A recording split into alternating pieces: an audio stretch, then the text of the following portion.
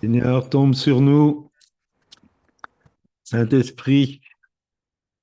Alors bonjour à Fanny, bonjour à William, bonjour à Roger, bonjour à ceux qui nous ont rejoints sur Telegram que je ne peux pas voir. Christiane, Bruce, Leïla et Alice. D'accord. Bonjour, bonjour. Bonjour Broge, bonjour Christiane. Alors cet après-midi, j'ai pensé que ce serait bien de parler de ce sujet du nouvel âge avec un petit jeu de mots, nouvel âge, nouvel ange. Alors, juste pour se dérider, pourquoi j'ai pris ce titre? Alors, oui, Parce que Michael. si même un ange du ciel devait venir nous prêcher un autre évangile que celui qui a été annoncé, qu'il soit anathème. C'est exactement ça. C'est dans Galates, chapitre 1er, le verset 8. Même si un ange annonce un autre évangile, qu'il soit maudit, qu'il soit anathème, qu'il soit rejeté par Dieu. Donc, ça, c'est plusieurs traductions. Pourquoi? Parce que nous sommes un peu effarés de voir ceux qui sont happés par le nouvel âge. Effectivement, il s'est introduit dans beaucoup de milieux et même dans des milieux chrétiens sous différentes formes. Et je pense que c'était important de voir exactement qu'est-ce que c'est le nouvel âge pour en prendre conscience, en être averti et être vigilant et sur ses gardes. Ce n'est pas facile à définir parce que le nouvel âge est une religion, mais ce n'est pas une religion structurée, comme les religions monothéistes ou même les religions orientales. Elles sont relativement structurées, l'enseignement est plus ou moins clair et précis. Ce n'est pas le cas du nouvel âge. Un sociologue a dit, il s'appelait Michael York, il a décrit le nouvel âge comme un terme générique qui inclut une grande variété de groupes et d'identités qui sont unis par leur attente d'un changement majeur et universel, reposant principalement sur le développement individuel et collectif du potentiel humain. Selon Miviludes, alors si vous ne savez pas ce qu'est Miviludes en tant que français, c'est la mission interministérielle de vigilance et de lutte contre les dérives sectaires. Et Miviludes dit ceci, les New Agers, donc ceux qui croient au nouvel âge, ne se revendiquent généralement pas comme tels.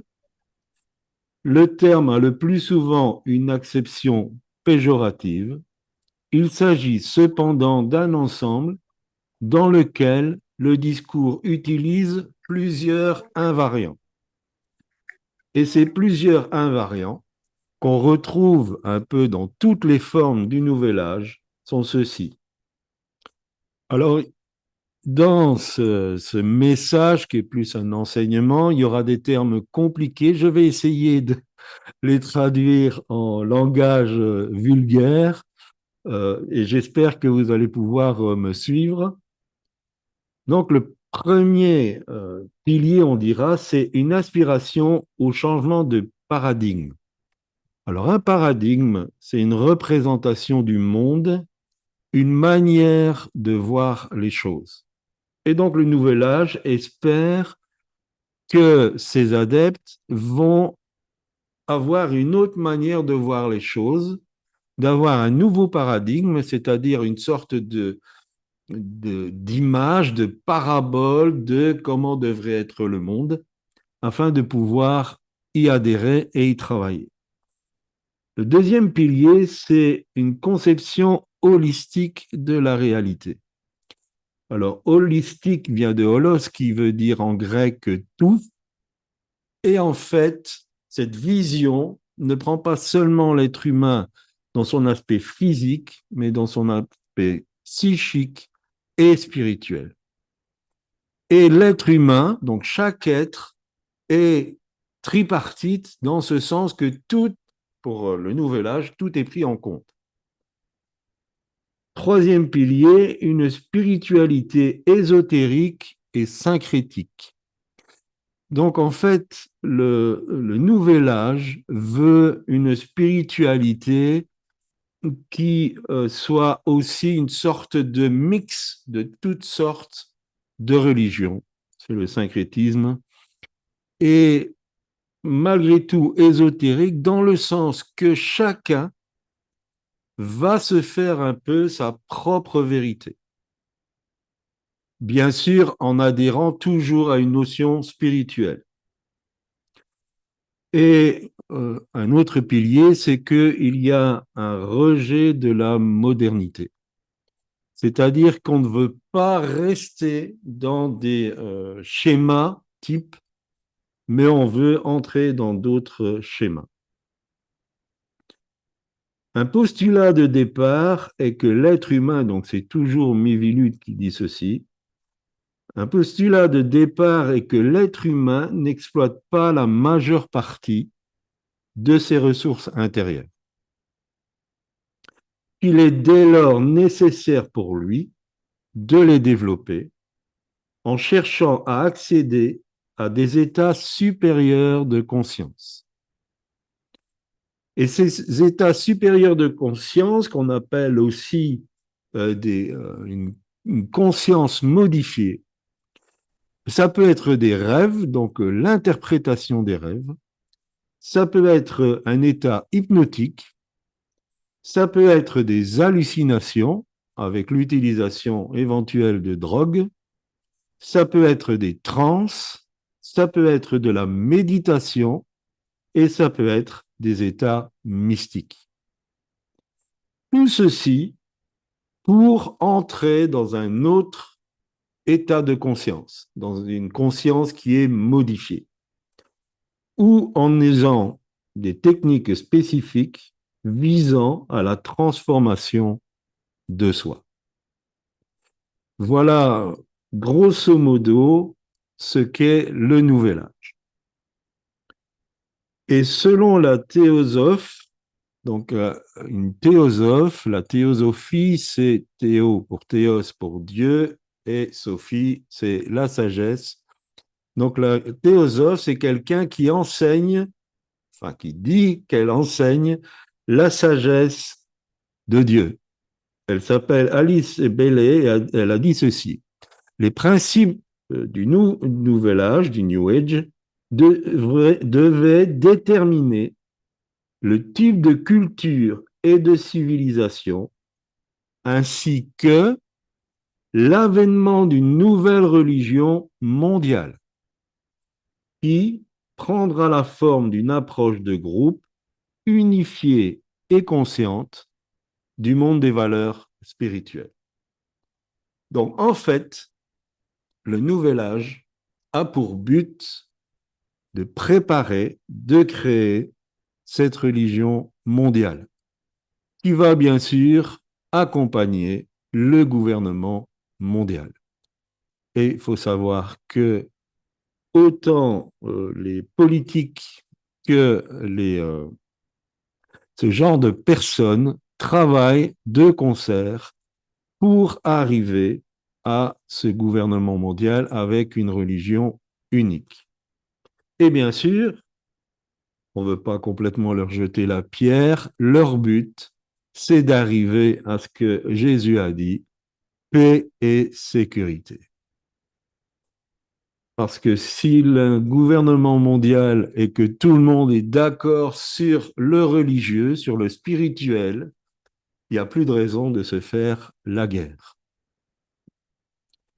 Mais si ça paraît beau, on se doute bien que cette religion, cette philosophie ne vient pas de Dieu. Et on va voir en quoi elle ne vient pas de Dieu. Donc, historiquement, le Nouvel Âge est le produit de ce qu'on appelle la contre-culture américaine. Vous savez que dans les années 60, il y a eu une sorte de révolution avec les hippies qui ont commencé à résister à la culture américaine et à ces clichés pour vivre une vie assez différente. Et donc, la suite, ça c'était dans les années 60 et 70. La suite, c'est que ça a poussé à la faillite de l'humanisme séculier. Et l'humanisme séculier, c'est plus dans la notion des Descartes, des Sartre et ainsi de suite. Donc, tous ces philosophes qui voulaient éjecter Dieu et le spirituel pour se consacrer à la raison. Et bien sûr, l'humanisme, quelque part, n'est pas une réponse aux besoins spirituels de l'homme, et finalement, ça pousse au nihilisme, c'est-à-dire au fait que la vie, ben, c'est du néant. Ça sert à rien. S'il n'y a pas de foi, s'il n'y a pas de confiance dans autre chose, s'il n'y a pas un avenir après la terre, ça pousse au nihilisme, c'est-à-dire ça ne vaut pas la peine de vivre finalement.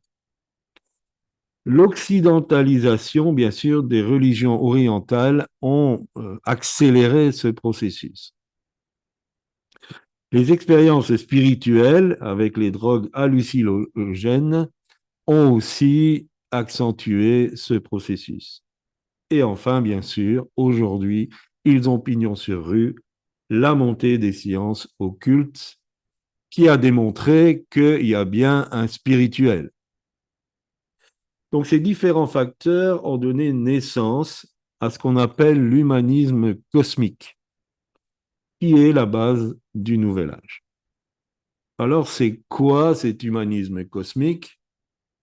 Alors c'est relativement simple, parce que la base de la doctrine est relativement simple. En fait, tout est un. Il n'y a qu'une seule réalité, tout est un. C'est ce qu'on appelle le monisme. Tout ce qui existe est un et il n'y a qu'une seule réalité. Le bien et le mal ne sont pas deux choses différentes, en fait, c'est deux facettes d'une même réalité. Et donc déjà, Marcion, au IIe siècle, soutenait que Dieu était dualiste et qu'en Dieu, il y avait le bien et le mal, que Dieu avait une facette bonne et une facette mauvaise. Et il tirait de cela le Dieu de l'ancienne alliance et le Dieu de la nouvelle alliance. Donc le bien et le mal sont deux facettes d'une réalité. Je ne sais pas si vous avez regardé, mais c'est la base des Star Wars où la force peut être bénéfique, mais il y a le côté obscur de la force qui malheureusement n'est pas du tout de la même qualité. Toutes les différences perceptibles entre les entités distinctes ne sont qu'apparentes et non conformes à la réalité. Qu'est-ce que ça veut dire? Que homme ou femme, les différences, ce n'est pas la réalité. L'arbre, la pierre, Dieu, tout ça ne fait qu'un.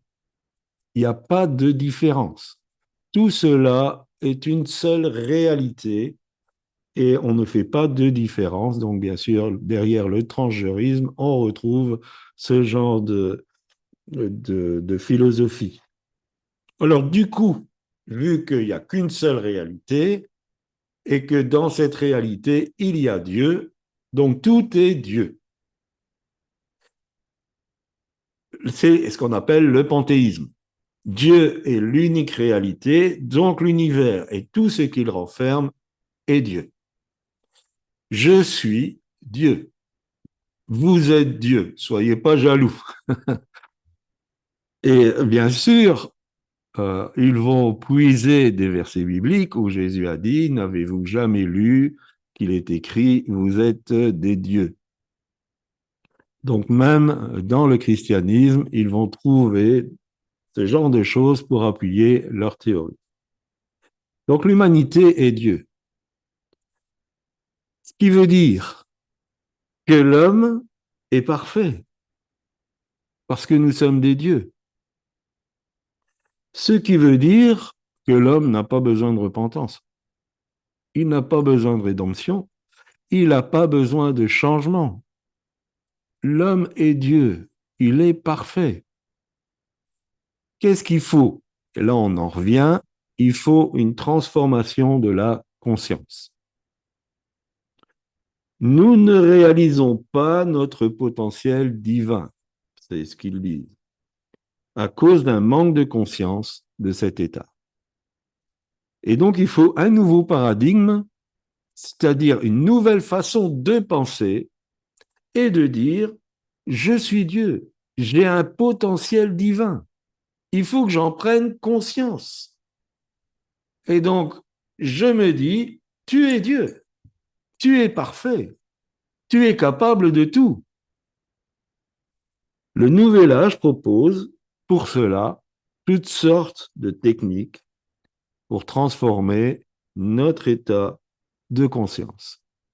Et dans ces techniques, nous l'avons entendu, il y a de l'hypnose et même de l'auto-hypnose, il y a l'utilisation de drogues, il y a l'utilisation de méditation, qu'elle soit transcendantale ou de voyages astraux ou ce genre de choses qui sont toutes des techniques, bien sûr, occultes.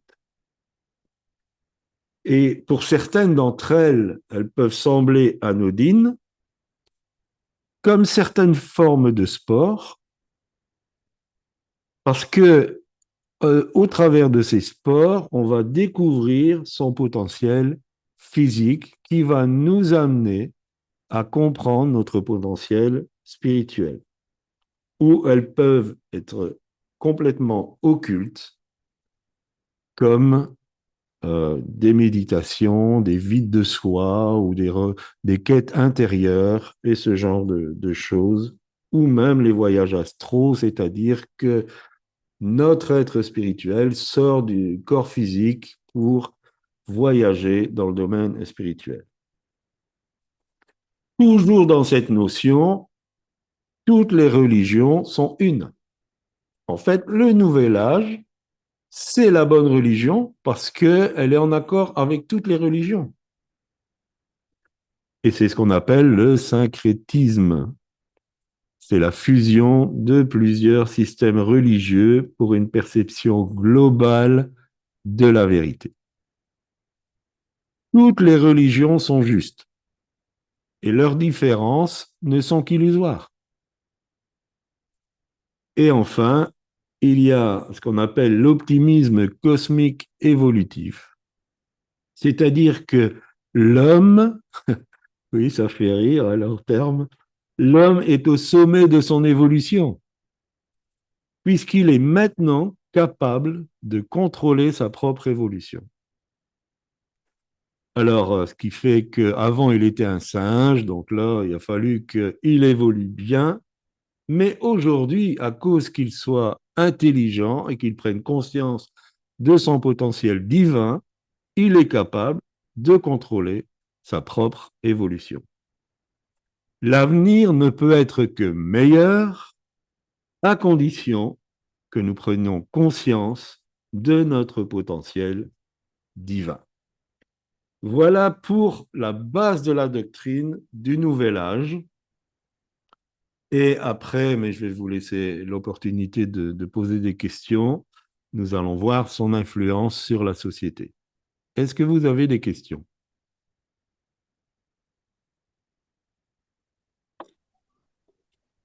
Oui, allô, moi j'ai des questions. Oui, Victor, vas-y.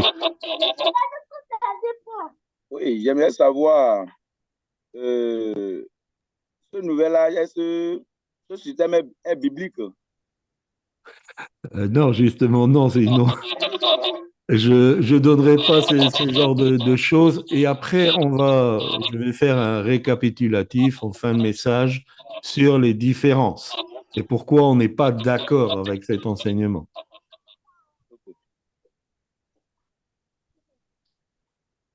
Merci.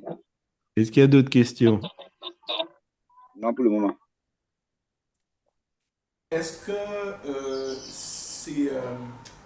ces nouvelles manières de penser et ces nouvelles manières de vivre sont inspirées des théologies orientales? Oui, en fait, le nouvel âge va puiser partout. Il va puiser, bien sûr, la sagesse orientale, mais il va puiser dans la Bible, il va puiser dans le Coran, il va puiser dans toutes les religions. Et il leur tire le meilleur. En fait, comme je le disais, toutes les religions sont bonnes, donc pour eux, toutes les religions ont une partie de la vérité. Il suffit simplement de cerner quelle partie ils ont et de la mettre en relation avec les autres parties pour avoir une vérité complète. Merci beaucoup. Pas d'autres questions? Alors, vous allez voir que la philosophie et cette doctrine du nouvel âge est beaucoup présente dans la société et d'abord dans ce qu'on appelle la médecine holistique. Alors, la médecine holistique, contrairement à la médecine naturelle ou traditionnelle, estime que le corps est un ensemble et que les soins doivent couvrir cet ensemble. Donc, corps, âme et esprit.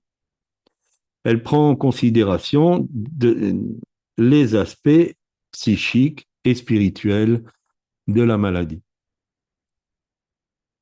Alors, où on trouve ces méthodes médicales holistiques? On trouve par exemple dans l'acupuncture, qui est une science chinoise. Donc, dans l'utilisation des piqûres pour soigner, il y a aussi tout un fait de piquer les énergies. Ensuite, il y a la digitopuncture, donc c'est par la manipulation des doigts et par extension l'ostéopathie. Alors je sais que certains se disaient, oh, mais l'ostéopathie, en fait, celui qui a découvert l'ostéopathie, je ne sais plus son nom, mais c'était un fils de pasteur. Et en tant que chrétien convaincu, il estimait que, effectivement, le corps, le physique, pouvait être le résultat d'un problème psychique ou d'un problème spirituel. Mais bien sûr, c'était dans la notion de Dieu, c'est juste. Notre corps peut traduire un mal parce que nous avons un mal psychique ou spirituel. Même quelquefois spirituel mauvais parce que c'est sous la dépendance d'un mauvais esprit, et ainsi de suite. Et donc, lui, il a donné une technique pour aider les malades, mais basée sur la vérité. Mais après lui, ceux qui forment les ostéopathes ont retenu la notion de spiritualité, mais sans retenir le fait que c'est par rapport à Dieu, à la Bible. Et donc aujourd'hui, ils ont des cours pour, par la manipulation, définir le problème psychique ou spirituel. Pasteur Corinne, un jour, a été chez un dentiste qui faisait un diagnostic par rapport à la forme de ses dents.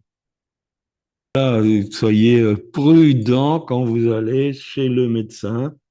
Il y a la chiropraxie aussi. Donc, c'est la façon de manipuler la colonne vertébrale. L'homéopathie. Alors, l'homéopathie, là aussi, on se dit, mais bon, le principe est bon, on prend un peu de poison et ça nous guérit. Mais la façon de faire les médicaments homéopathes est occulte. Il y a une façon de faire qui est occulte. Alors, ça n'a rien à voir avec se soigner par les plantes. On sait que Dieu a donné dans les plantes des facultés pour soulager certains maux de l'être humain. Mais l'homéopathie, la façon de le faire, et les homéopathes sont connectés à une science qui est occulte. Et donc, quand on consulte un homéopathe, on consulte quelqu'un qui touche à l'occultisme. Et ses conseils seront occultes. Il y a des thérapies par massage et exercice corporel. Il y a même des thérapies nutritionnelles où la façon de se nourrir et de créer son alimentation ouvre le domaine spirituel. Donc, prudence si vous allez voir une nutritionniste. Les diagnostics psychiques qui impliquent certaines méthodes de clairvoyance et des techniques relaxantes, comme la sophrologie, qui est utilisée dans beaucoup de milieux scolaires d'ailleurs. La sophrologie, alors bien sûr, il y a le yoga et ce genre de choses. Donc ça, c'est juste pour vous montrer que dans la médecine, et même les médecins généralistes touchent à certaines choses, pas tous, mais beaucoup, parce qu'ils continuent à se former et commencent à toucher à des choses qui sont de la médecine holistique. Alors, vous avez une certaine psychologie dans le Nouvel Âge, et notamment sur le potentiel humain. Pour le Nouvel Âge, l'homme est bon. Fondamentalement, l'homme est bon. La vérité et toute réalité se trouvent à l'intérieur de nous. La vérité et toute réalité se trouvent à l'intérieur de nous. Nous connaissons des ministères qui appuient maintenant leur enseignement sur la recherche intérieure de Dieu. Et c'est très, très tendancieux. Parce qu'on cherche Dieu à l'intérieur. Alors bien sûr, il s'appuie sur le fait que Jésus a dit, moi et le Père, nous viendrons faire notre demeure chez vous par le Saint-Esprit. Nous sommes le temple du Saint-Esprit. Donc, il part de là en disant, mais Dieu, il ne faut pas le chercher ailleurs. Il est à l'intérieur de nous. Mais c'est dilué dans du nouvel âge. Et après, on a des techniques pour chercher Dieu à l'intérieur de nous.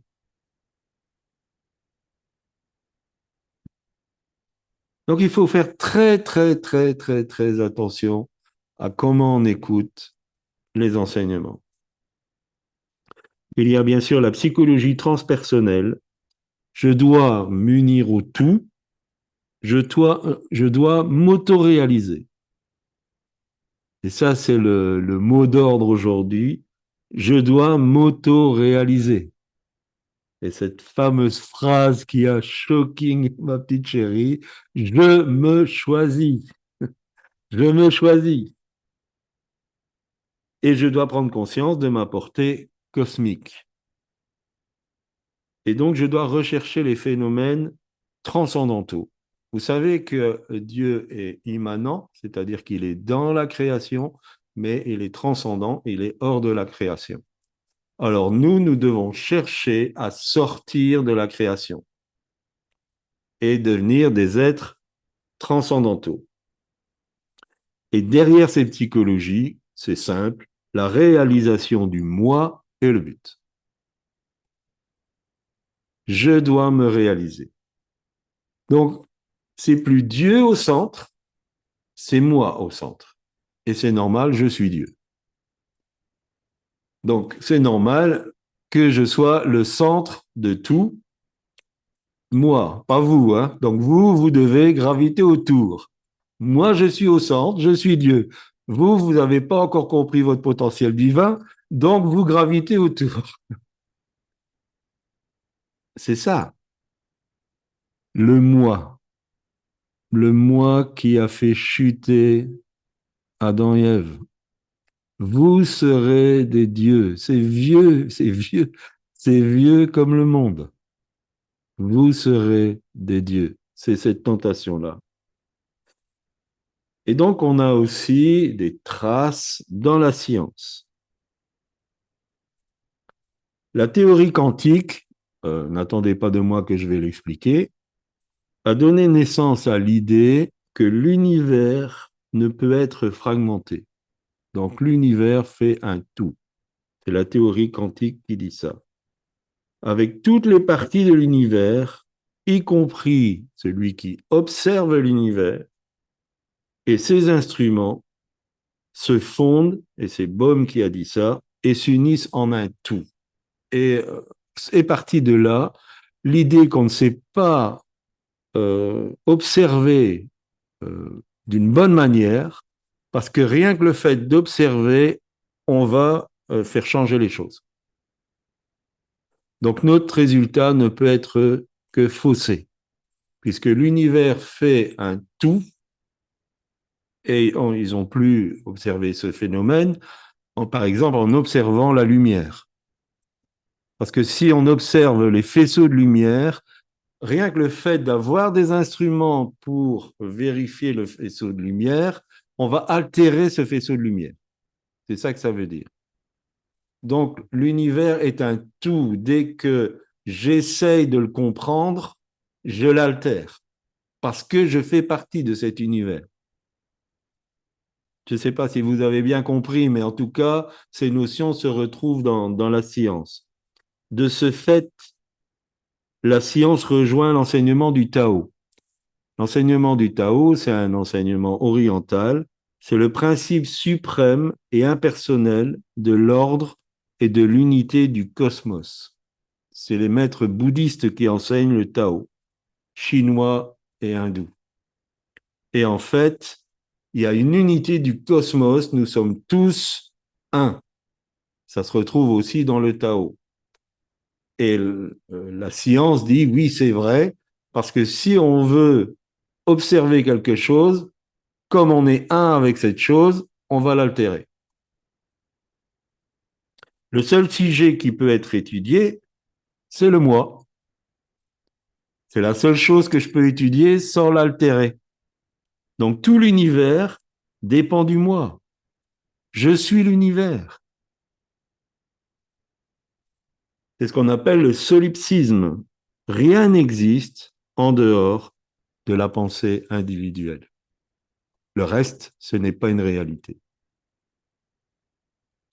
Et donc le nouvel âge entend apporter la lumière dans la métaphysique, c'est-à-dire la science de l'être et des réalités. Et le nouvel âge dit, nous savons maintenant ce qu'est la vérité.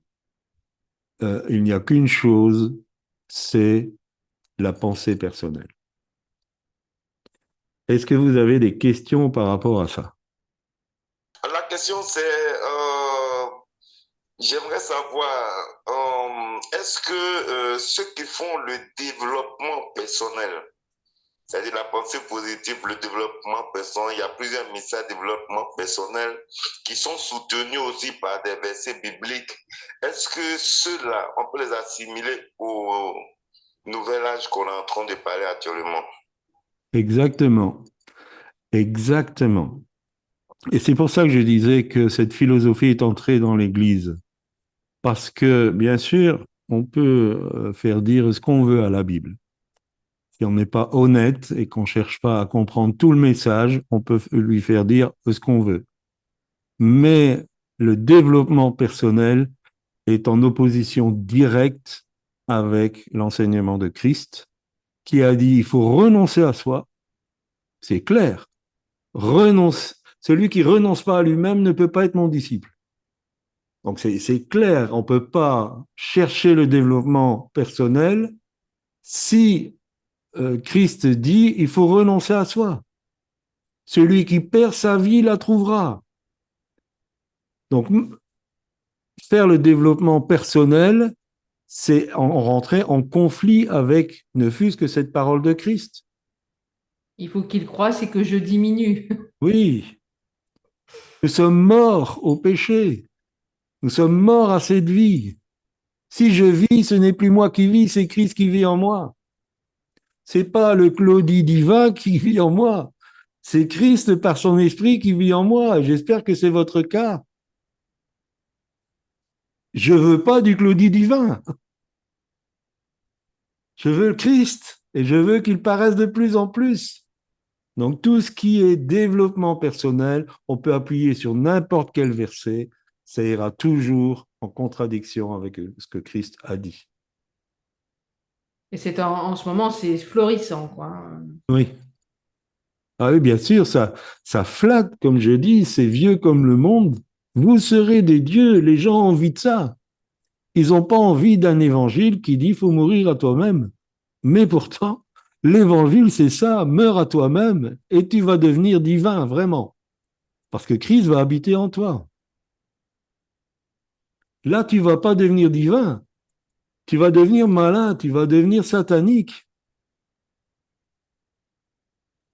Alors, moi j'aurais une question, c'est sur le comment par rapport à certaines choses. Je vais m'expliquer. Quand j'ai fait mes études initiales en communication et relations publiques, on avait certains modules qui n'étaient pas optionnels, qui étaient obligatoires, et on avait un en com, c'était notamment sur la PNL, la programmation neurolinguistique. C'était au tout début des années 2000, je n'étais pas encore convertie. J'étais chrétienne par tradition, mais je n'étais pas née de nouveau.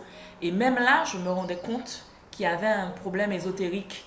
Plus on fouillait dans certains contenus, des études voilà, de la PNL, l'analyse transactionnelle, certains ancrages, tout ça, plus je voyais que c'était ésotérique en fait. Pour un enfant de Dieu né de nouveau, qui devrait faire des études, peut-être poussées dans certains domaines, et qui ne pourrait pas déroger, c'est-à-dire où ce ne seraient pas des matières optionnelles, quelle serait la conduite? Est-ce qu'il faut prier parce qu'il faut les ingurgiter, il faut aller restituer ça à un examen?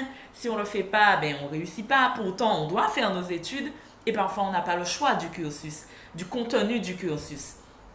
Quelles seraient vos préconisations? En fait, c'est une vraie question parce qu'elle ne me Alors, semble pas simple. oui, bon, je pense que si pour l'étudiant, c'est bien évident que si il rend un contenu de cours qu'on lui a imposé sans y adhérer, il ne fait rien de mal. Après, néanmoins, il doit quand même se préparer spirituellement. Parce que entendre un enseignement peut nous faire basculer dans être dominé par un enseignement. Et ça demande de se préparer, de vraiment être, comment je dirais, fermé au contenu de cet enseignement. Parce que si on laisse rentrer, qu'on commence à réfléchir et tout ça, déjà, il y a un travail qui se fait.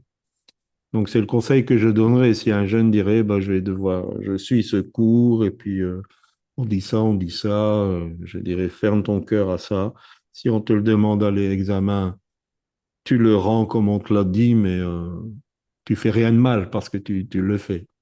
Ou faut faire comme dans le film Dieu n'est pas mort, où l'étudiant s'oppose au professeur en disant je vais vous démontrer que Dieu est vivant, qu'il existe. Mais bon, je pense que c'est donné à certains, pas à tous. On retrouve aussi, bien sûr, cette notion de nouvel âge dans l'écologie, puisqu'en respectant la nature, tu te respectes toi-même puisque tu es un avec elle. Donc, la notion d'écologie se retrouve dans le nouvel âge. Le féminisme, puisque il n'y a pas ni homme ni femme, donc le féminisme se retrouve. Alors bien sûr, aujourd'hui, le féminisme va plus loin parce que on cherche plus spécialement l'égalité avec l'homme, mais on cherche la domination sur l'homme. La politique, bien sûr, le contrôle démographique, le désarmement nucléaire, l'avortement, l'ordre, le gouvernement mondial, ça se retrouve dans l'éducation, même dans le management. On retrouve des notions de nouvel âge. Donc, c'est très implanté dans la société et comme Bruce, je le disais, c'est un témoin vivant que c'est rentré pleinement dans l'Église. Alors, juste pour dire pourquoi on n'est pas d'accord, j'ai fait un tableau comparatif entre l'humanisme séculier, donc l'humanisme avant la montée du Nouvel Âge, le Nouvel Âge, et bien sûr, dans le christianisme, ce que nous croyons par rapport à l'enseignement de la parole de Dieu. Alors d'abord, Dieu est le monde. Pour l'humanisme, l'univers subsiste par lui-même. Donc on a éjecté Dieu de l'équation. Pour le Nouvel Âge, Dieu est le monde. C'est ce qu'on appelle le panthéisme. Donc, Dieu, c'est le monde, c'est l'univers. Pour le christianisme, il y a une distinction entre le Créateur et les créatures. C'est évident que Dieu, comme je le disais, il est immanent, il se trouve dans notre histoire, mais il est aussi transcendant, il est hors de l'histoire, il est hors du physique, il est hors de notre monde. La nature de Dieu. Pour l'humanisme, Dieu, c'est une superstition. Et comme Karl Marx l'aura dit, la religion, c'est l'opium du peuple. Et pour le Nouvel Âge, Dieu est impersonnel et amoral. Ça veut dire qu'il n'y a pas cette notion d'un Dieu personnel qu'on peut approcher, avec qui on peut avoir une relation, si ce n'est nous-mêmes. Et bien sûr, dans le christianisme, Dieu est personnel, il veut une relation avec nous, et bien sûr, il est moral, il a une notion de moralité, Dieu. La nature du monde, donc la cosmologie, pour l'humanisme, eh bien, la matière et les énergies sont atomiques. Pour le Nouvel Âge, tout est esprit physique, tout est spirituel quelque part. Donc c'est une conscience moniste. Et pour le christianisme, la création est de Dieu, soutenue par lui, interconnectée, mais non moniste. Donc la création, la nature du monde, elle a été faite par Dieu, et la Bible elle dit qu'il soutient tout, que Dieu soutient tout l'univers, il le soutient. La base de la connaissance, l'épistémologie. Dans l'humanisme, on disait l'homme est la mesure de toute chose, la raison et la science. C'est ça la vérité. Pour le Nouvel Âge, l'homme est toute chose. La vérité est au-dedans de lui. Et pour le christianisme, la vérité, bien sûr, elle est révélée dans la parole de Dieu. C'est là qu'on trouve la vérité, pas à l'intérieur de nous. En ce qui concerne l'éthique, elle est autonome et selon les situations. Donc en fait, chacun a sa propre éthique pour l'humanisme. Chacun, par sa raison, peut définir comment il doit réagir dans des situations. Donc c'est relatif par rapport aux situations. Pour le Nouvel Âge, l'homme est autonome et aussi il réagit, il a une éthique au niveau des situations. Donc c'est une éthique relative, il n'y a pas d'éthique établie. Par contre, pour le chrétien, l'éthique, la façon dont on doit se comporter, elle est fondée sur la révélation de la volonté de Dieu. Donc l'éthique chrétienne, elle est absolue. On ne peut pas se créer sa propre éthique, prendre de Dieu ce qui nous plaît et ne pas prendre de Dieu ce qui ne nous plaît pas. Dieu nous a demandé de nous comporter d'une certaine manière. La nature humaine, pour l'humanisme, on est des animaux évolués. J'ai pensé à cette famille où la maman est chrétienne et le papa n'est pas chrétien, et puis le gamin, il vient voir sa maman, il dit, ah ben tu sais, papa, il m'a dit que on descendait du singe, qu'on a évolué. Elle dit non, on est des créatures de Dieu et tout ça, nous sommes des créatures de Dieu. Et il dit, comment ça se fait que vous n'êtes pas d'accord? Puis la maman dit, bah, ton papa, il parle de sa famille, moi je parle de la mienne. Bon, c'était pour détendre un peu. Donc, on est des animaux évolués. Pour le Nouvel Âge, on est des êtres spirituels, mais on est un Dieu endormi qui doit se réveiller. Et pour le chrétien, nous sommes créés à l'image de Dieu, mais le péché a fait que l'homme a été déchu. Et il peut retrouver cette nature de Dieu à partir du moment où il naît de nouveau. Les problèmes humains, c'est de la superstition pour l'humanisme. En fait, c'est parce que les gens sont ignorants. Pour le nouvel âge aussi, on dit s'il y a un problème, c'est parce que les gens ne sont pas au courant de leur vrai potentiel. S'ils étaient au courant de leur vrai potentiel, ils n'auraient plus de problème. Et bien sûr, pour les chrétiens, s'il y a des problèmes, c'est à cause du péché, qui est une rébellion contre Dieu et sa loi. La réponse aux problèmes humains, eh bien, pour les humanistes, il faut la raison et la technique. Pour le nouvel âge, eh bien, il faut un changement de conscience, donc il faut une conscience transformée.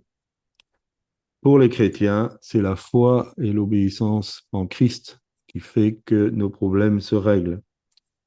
Pour l'histoire, et ça c'est intéressant, pour les humanistes, c'est linéaire, mais par hasard. Pour le nouvel âge, l'histoire est cyclique.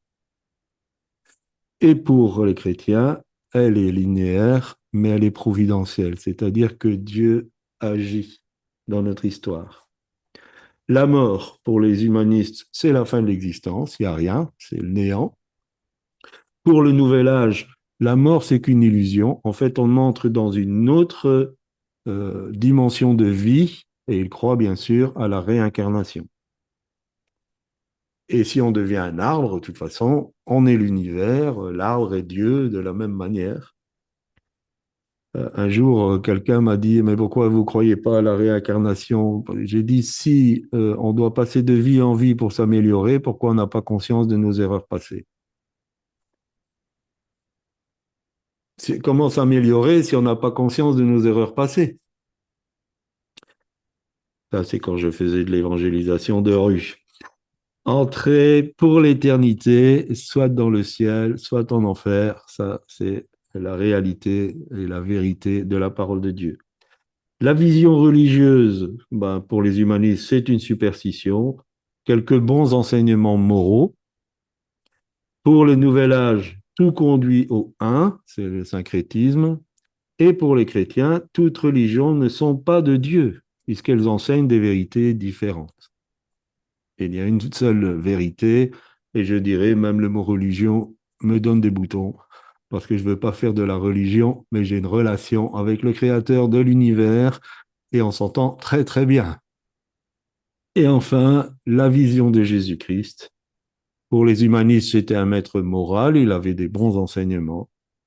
Pour le nouvel âge, c'est un des nombreux avatars d'un Dieu qui s'appelle le gourou.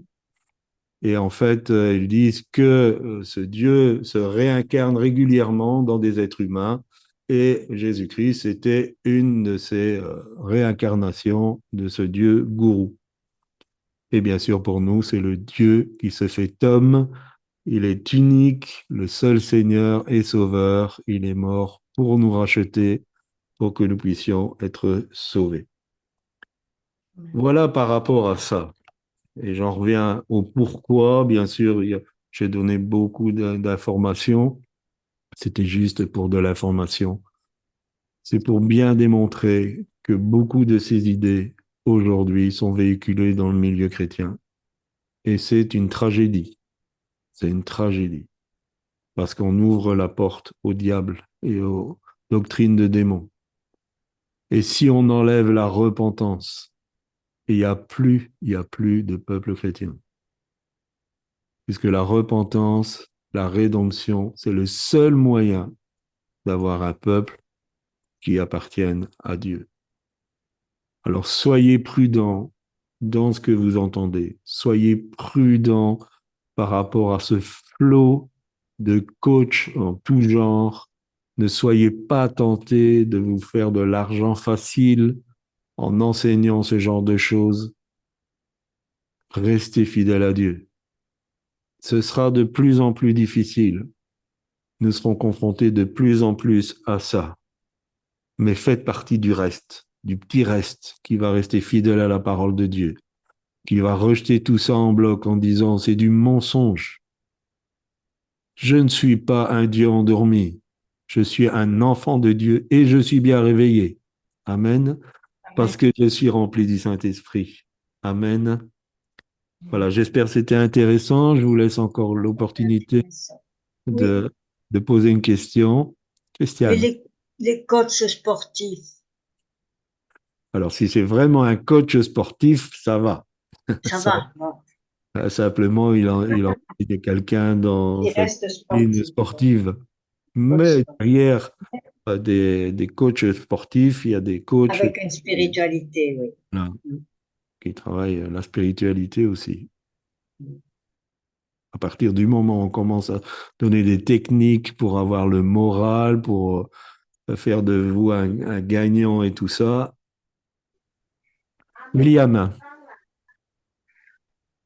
Oui, peut-être que je suis hors sujet, mais j'aimerais savoir qu'est-ce qu'on pense des arts martiaux, comme la boxe et alors, le reste. oui. Alors, est-ce que tu veux la réponse de la Bible, intelligence artificielle? Les arts martiaux sont imprégnés d'occultisme. Et ceux qui enseignent les arts martiaux sont des personnes qui ont des problèmes démoniaques. D'abord, tout ce qui est violence n'est pas une bonne chose. Jésus a été clair là-dessus. On n'est pas appelé à être des hommes qui manifestent de la violence. Alors, dans cette question que nous avons posée à la Bible, intelligence artificielle, ils ont dit, oh, mais le fait du respect, d'une certaine philosophie de vie, tout ça, Dieu n'est pas contre ça. Mais cette philosophie de vie, elle sort directement de ce genre d'enseignement. D'ailleurs, les arts martiaux sont imprégnés de la culture orientale, de toutes les religions orientales. Il faut savoir qu'il y a une recherche intérieure d'une force pour pouvoir justement devenir de plus en plus fort dans l'art martial. Et que cette recherche, bien sûr, on va puiser des énergies occultes, des énergies mauvaises. Certaines personnes qui pratiquent les arts martiaux ont des compétences qui sont diaboliques, qui sortent du cadre humain. Et Pasteur Corinne a vu un jour une émission sur ce genre de personnes. Il faisait des choses qui étaient inhumaines, des bonds énormes, des choses qui sont impossibles à faire pour un être humain. Il faut savoir aussi que certaines personnes sont tatouées dans les arts martiaux et elles se comportent exactement comme leur tatouage. Ils se font tatouer, par exemple, un tigre et ils ont un comportement de tigre. Ils crient comme un tigre, ils s'élancent comme un tigre, ils courent comme un tigre. C'est terrible. Donc les arts martiaux, non, non, non, non. J'exprime sur cette question parce que j'étais, merci Seigneur, directement concerné par cette question, puisqu'en fait j'ai pratiqué les arts martiaux pendant des années, notamment le karaté, et j'ai terminé ceinture, j'ai passé ma ceinture noire en fait, plus ou moins je pense que je l'ai eue, mais je ne suis pas allé la chercher volontairement, en fait je l'ai eue, alors moi je pratiquais en fait une forme de karaté en fait qui est le karaté au combat, c'est-à-dire que il y avait deux façons de gagner ces ceintures, ces galons. Soit on les gagnait en fait en répétant des enchaînements, donc on appelle les katas, soit on les gagnait en fait au combat. Et moi en fait, j'étais en fait de la partie des guerriers, donc moi je gagnais mes galons beaucoup plus vite parce que j'étais souvent au combat. Je faisais des compétitions souvent pour monter le plus vite possible. Et le karaté en fait c'est quelque chose en fait, comme tous les arts martiaux, hyper dangereux parce que sous des principes qui sont des principes de vertu morale qui pourraient être acceptés par notre société comme étant des codes moraux corrects. Il y a tout en fait un esprit de violence et un esprit de compétition malsaine qui se crée. Au karaté, vous avez un code en fait, qui s'appelle le code du Bushido, qui est le code en fait qui doit être respecté, qui comprend 7 principes qui sont maîtrise de soi, prudence, courage, respect des autres, loyauté, etc. Donc en fait, c'est des principes qui peuvent humainement paraître très corrects, mais en fait, il faut savoir que ce code-là aussi, c'est un code qui est utilisé en fait par les guerriers samouraïs. Et en fait, les guerriers samouraïs, en fait, ce sont des assassins en fait, en vrai. Donc il y a toute cette notion de mort aussi derrière. Il faut savoir aussi qu'au karaté, au début, en fait, ça peut paraître anodin, mais en fait, on vous éduque à respecter en fait certaines entités spirituelles ou certains entre guillemets pères spirituels en vous apprenant très tôt en fait à faire des révérences, donc à vous prosterner. Et ensuite, ça devient plus intense au fur et à mesure où vous rentrez en fait en compétence. Vous montez en compétence, ça devient de plus en plus intense et beaucoup moins anodin, jusqu'à arriver à la ceinture noire, à répéter certains mantras par exemple, certaines incantations pour pouvoir justement travailler sur la maîtrise de soi, sur le recentrement intérieur, etc. Donc moi, quand je suis arrivé à ces niveaux, alors il faut savoir que j'ai atteint le niveau de ceinture noire très vite, hein, j'avais 13 ans quand je l'ai atteint, et j'étais l'un des plus jeunes en fait ceinture noire de Guadeloupe. Et c'est au moment où ma maman en fait, a rencontré le Christ, et c'est au moment où je me suis rendu compte, même avec les faibles enseignements chrétiens que j'avais, à quel point en fait c'était démoniaque et à quel point c'était satanique. Et du coup, j'ai été convoqué pour aller récupérer ma ceinture noire. Je ne suis jamais allé récupérer. Le sensei, parce qu'on dit sensei pour le maître, est venu chez moi, devant chez moi, à plusieurs reprises.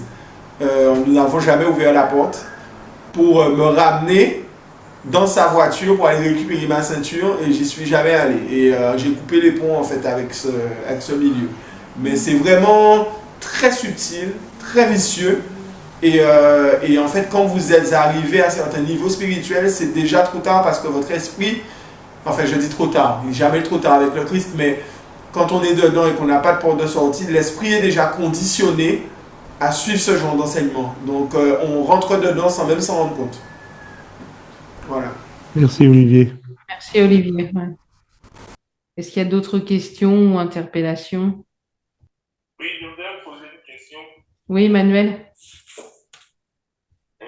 C'est par rapport au développement personnel. Oui. Et ma question c'est, je me dis dans le développement personnel, il y a des choses positives.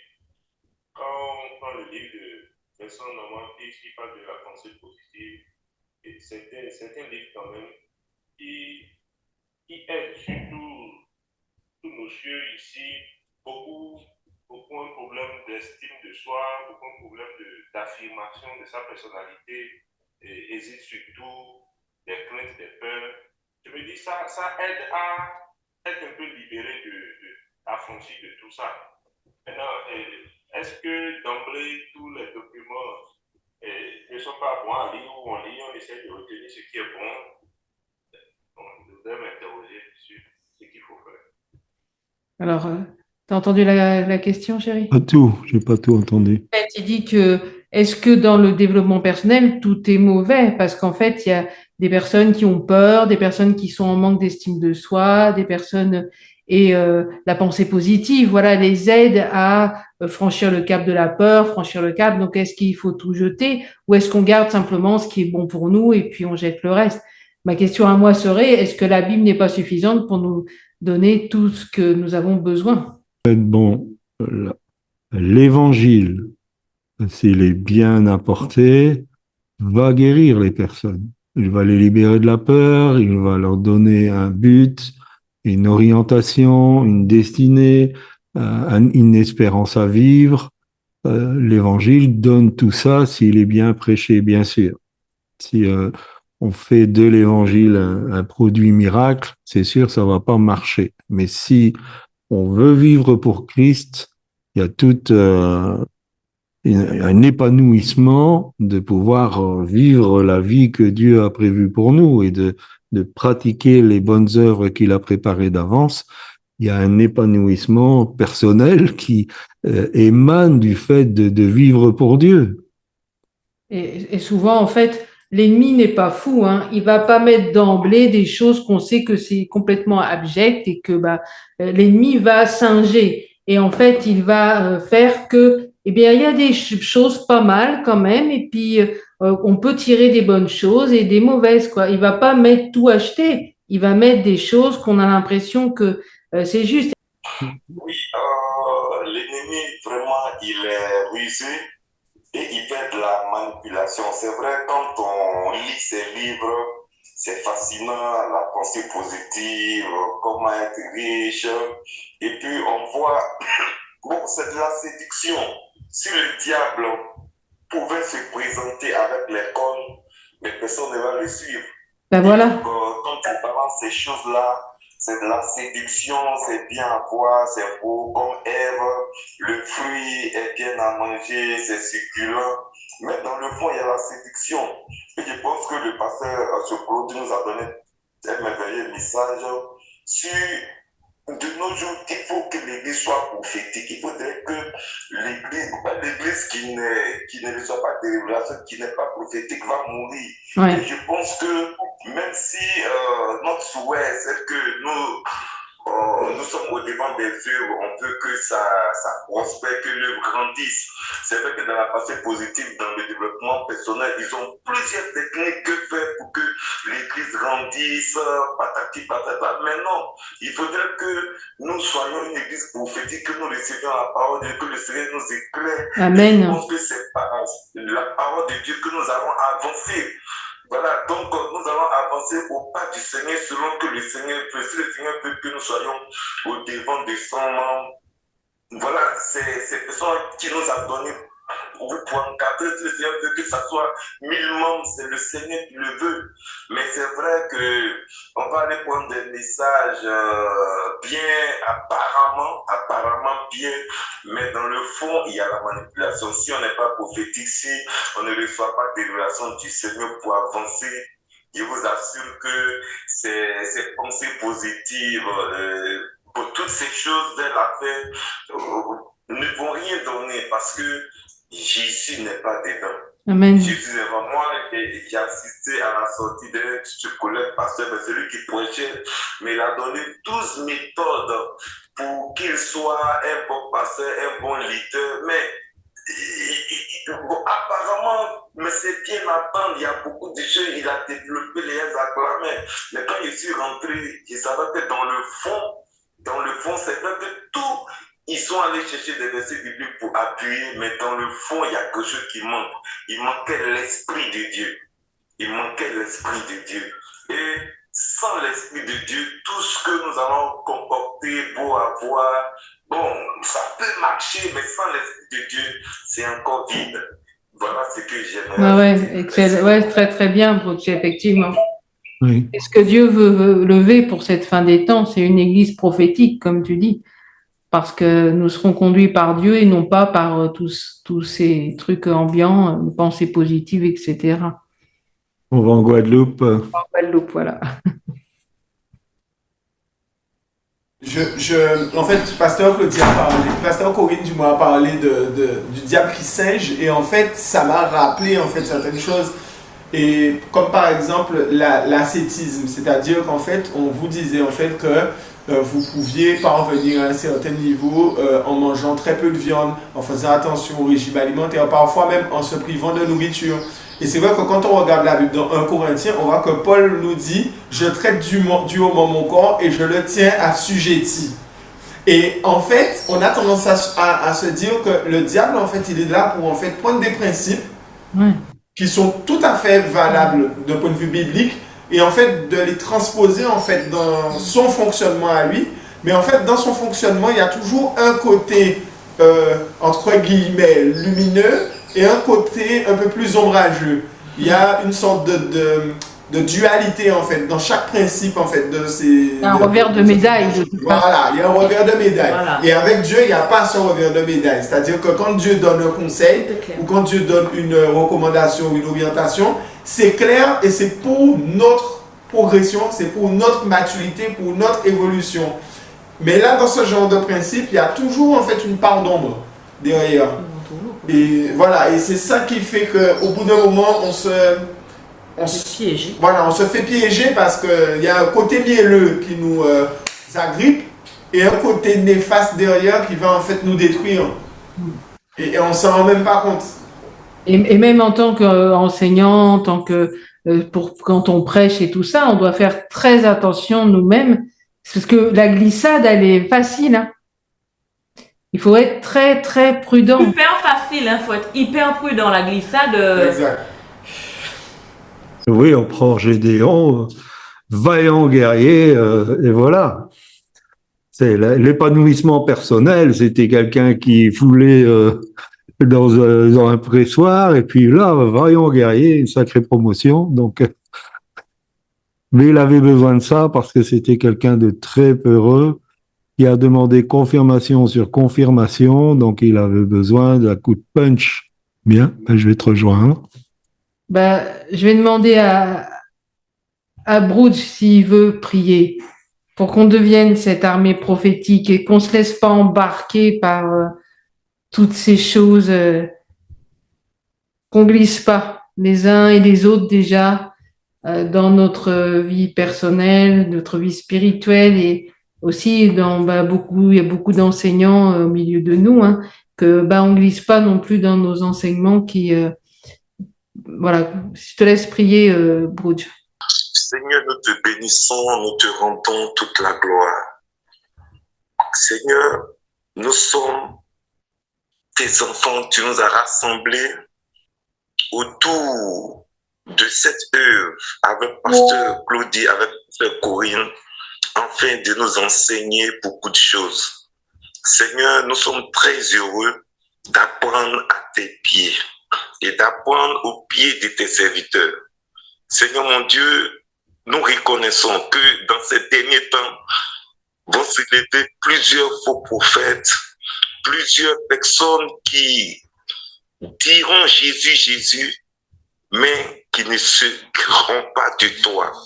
Seigneur, nous te bénissons et te rendons toute la gloire, Père.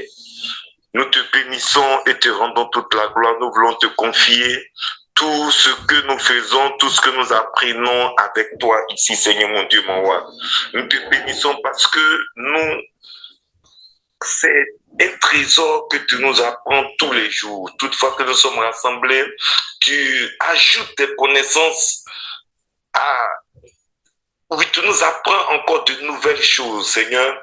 Nous voulons être une armée digne, une armée qui te représente, une armée, Seigneur mon Dieu, mon roi, qui marche selon toi. Nous voulons être une armée digne de toi, une armée que tu as appelée une église sainte, une église sans tache, ni ride. Nous voulons être ces personnes, ces hommes et ces femmes-là qui vont te représenter pour réunir, Seigneur mon Dieu, encore tous tes enfants qui ne sont pas encore dans la bergerie. Nous irons les chercher et nous allons faire de tes disciples. Seigneur, nous sommes heureux d'être de cette armée-là, ton armée que tu as appelée, ton armée que tu équipes pour cette grande œuvre avant la fin. Nous sommes cette armée-là, Seigneur mon Dieu, née de toi, cette armée-là même qui est formée par toi, cette armée-là même qui est équipée par toi, cette armée-là même qui reçoit tout ce dont elle a besoin pour cette grande œuvre. Je te bénis pour cette œuvre. Je te bénis pour tous les frères et sœurs que tu as enrôlés dans cette armée autour de EZ37M. Je te bénis, Père, pour tout ce que nous apprenons, pour tout ce que tu continues de faire. Seigneur, tu es Dieu. Merci de nous donner, de nous édifier. Merci de nous fortifier. Merci, Seigneur mon Dieu, mon roi, de continuer de nous équiper, de nous donner la connaissance afin d'être prêt, afin d'être, Seigneur mon Dieu, afin d'être cette armée qui t'honore, cette armée qui est là où tu veux, cette armée qui fait l'œuvre à laquelle tu l'as appelée. Tu nous as enrôlés pour œuvrer dans le sens où tu nous conduis. Nous voulons être cette église prophétique. Nous voulons être cette église prophétique qui marche selon tes instructions, non pas selon le désir de nos cœurs, non pas selon ce que le monde dit, non pas selon ce que le monde voit. Aujourd'hui, c'est la prospérité. Aujourd'hui, c'est le matu vu. Aujourd'hui, si tu n'as pas de bien, tu n'es pas un pasteur, tu n'es pas un pasteur qui est loin. Mais nous disons non, c'est toi qui appelles et c'est toi qui oins tes serviteurs. Voilà pourquoi nous voulons nous enrichir par ta parole, non pas nous enrichir selon que le monde veut, mais nous enrichir selon que tu veux, Père. Merci pour tout ce que tu fais pour nous. Merci pour cette œuvre. Merci que toute la gloire te revienne. Nous bénissons tes serviteurs que tu as mis au devant de cette œuvre. Et nous bénissons aussi également les frères et sœurs que tu as tirés pour cette œuvre. Que toute la gloire te revienne. Au nom puissant de Jésus. Amen. Amen. Amen.